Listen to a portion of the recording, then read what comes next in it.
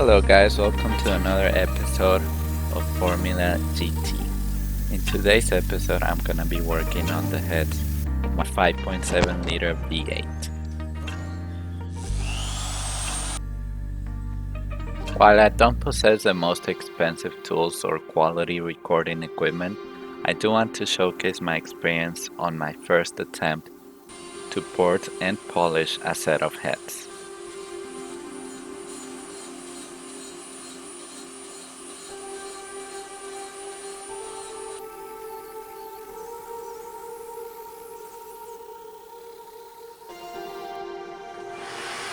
Now, as you can tell, this wasn't only a very lengthy process. It actually created a lot of noise and it lasted hours on end.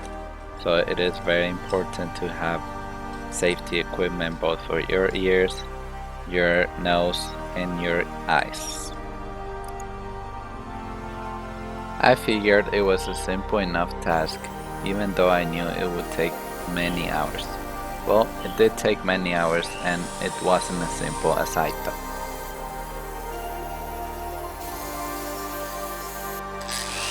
After watching a few YouTube videos and doing research, I bit the bullet and bought a die grinder, a polish kit, and a set of carbide burr bits. Soon after I started, I realized the die grinder spun way too fast, even when using a fan speed adjuster at the lowest level, so I had to be extremely gentle and extra careful.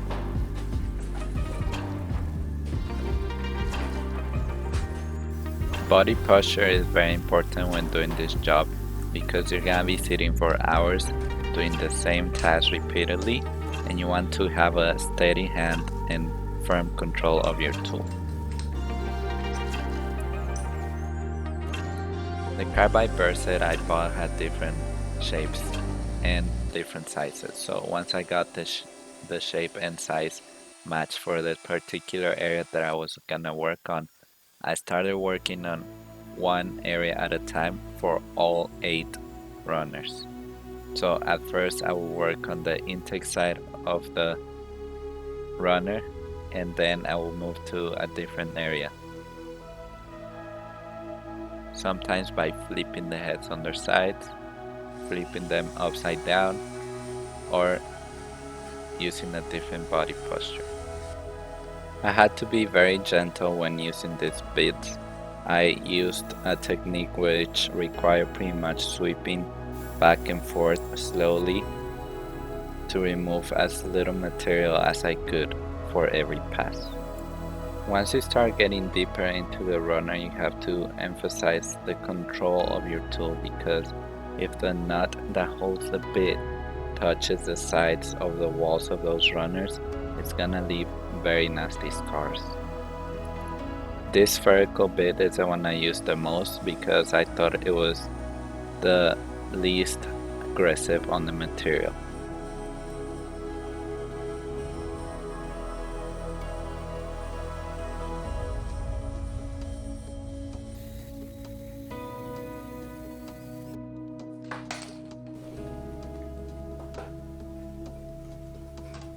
Once I made sure every single runner looked the same, I moved on to a different area.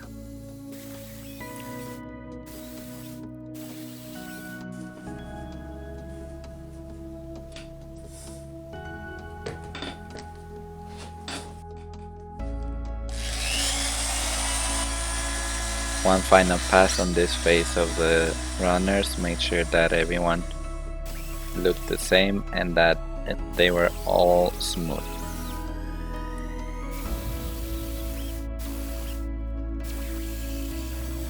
Attacking from different angles is very useful since you're not always gonna have the same reach and clearance working on the same position every time.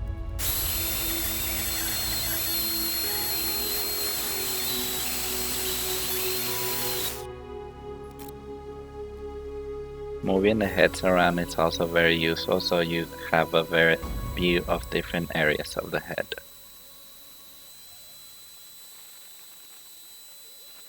I did also remove a little bit of material from the combustion chamber to make it more of an even surface so that heat is dissipated equally and I reduce knock.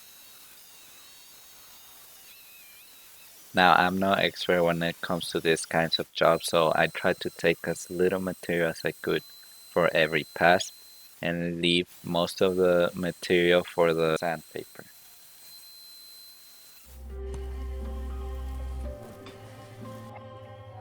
Moving on to the sandpaper polishing rolls, I'm pretty sure I threw my machine out of whack and it just broke off one of the bits that came with the kit, so I decided to just use a drill and take my time with it. I started the polishing process with an 80 grit sandpaper roll.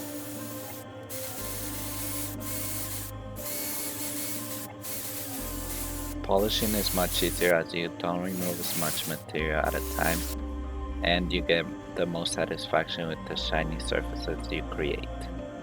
Before 80 grit.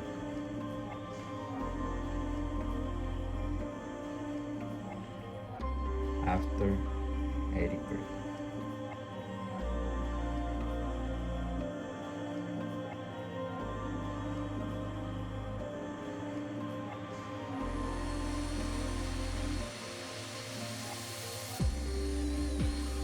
Moving in quick strokes like this worked the best for me because it created a more even surface amongst the whole runner.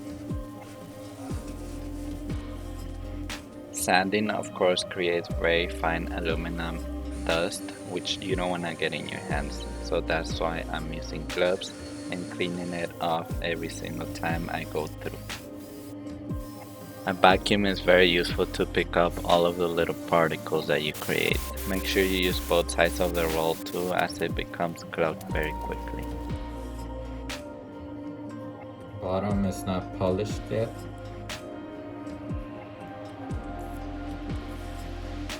Top has 80 grit.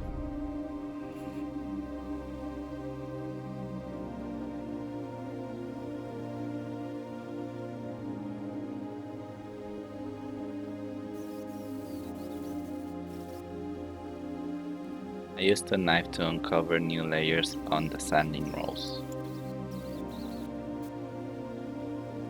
Full 80 polish.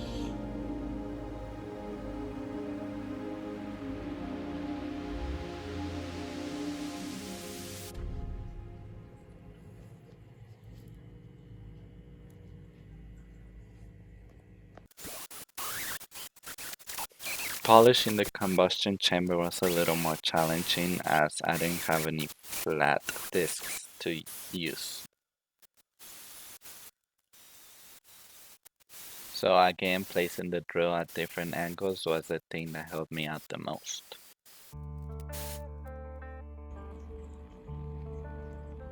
Before 80 grit.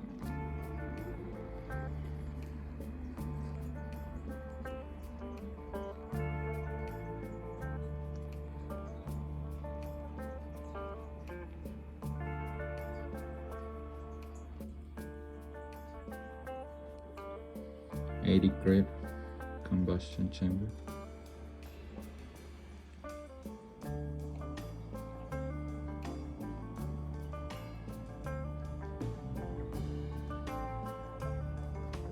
This is not my cleanest job, but I went after it with the 120 grit to finish it off, and it actually turned out pretty well.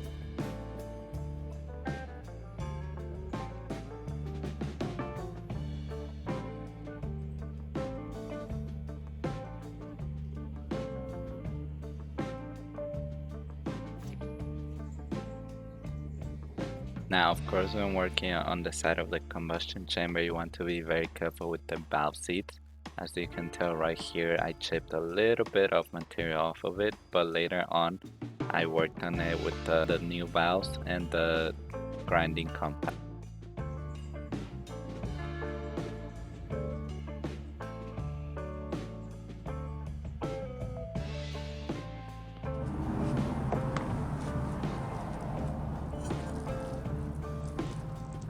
Now, as you may know, you don't want any particles inside your engine, so before moving on to putting in the valves, you want to make sure all of the material you grinded off is off of the heads.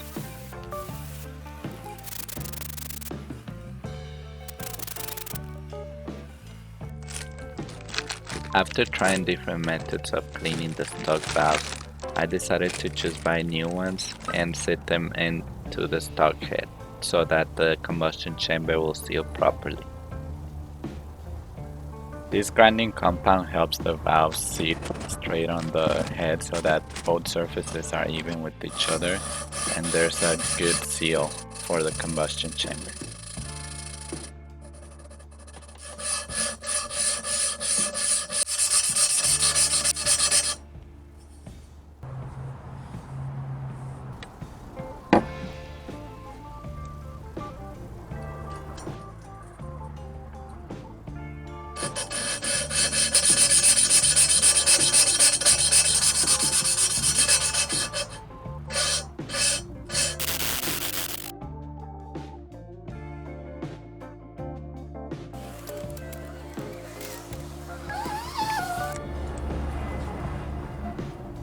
Stock size.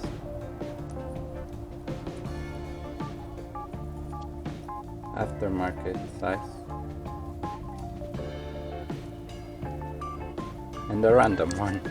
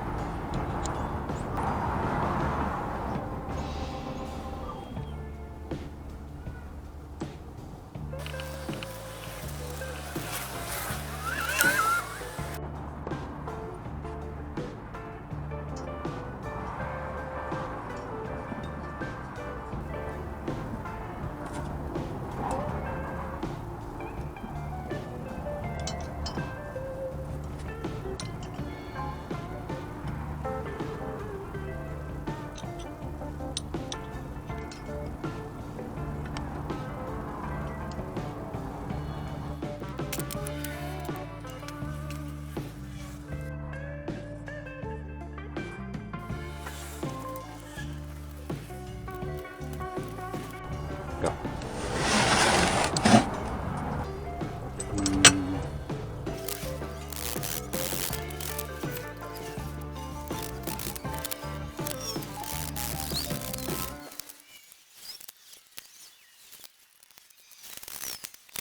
I chose to buy a dual spring set for this new valve since I'm actually putting a new cam on the car too.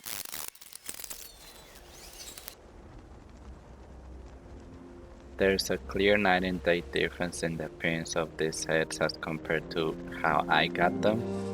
Hopefully there is a difference in performance too.